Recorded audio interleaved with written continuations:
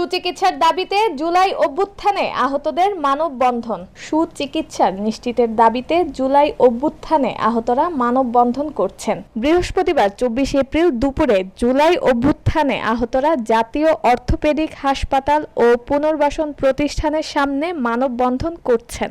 আহত মোহাম্মদ তানভীর হোসেন বলেন, সুচিকিৎসা নিশ্চিত করতে হবে। আমাদের নামে চিকিৎসা দেয়, কাজের কোনো চিকিৎসা নেই। ডাক্তার আসে কিন্তু ওষুধ আমাদেরকে দেওয়া হচ্ছে না। আমাদের নিজের টাকা দিয়েই ওষুধ কিনে চিকিৎসা করানো হচ্ছে। তিনি বলেন, আমাদের হাত ধরে যেই সংগঠন গঠন হয়েছে জাতীয় নাগরিক পার্টি এখন আর আমাদের খোঁজ খবর নিচ্ছে না। ঈদেও খোঁজ খবর নেয়নি। আমরা চিকিৎসা পাচ্ছি কিনা সেটাও তারা দেখে না। আমাদের দরকার সুচিকিৎসা।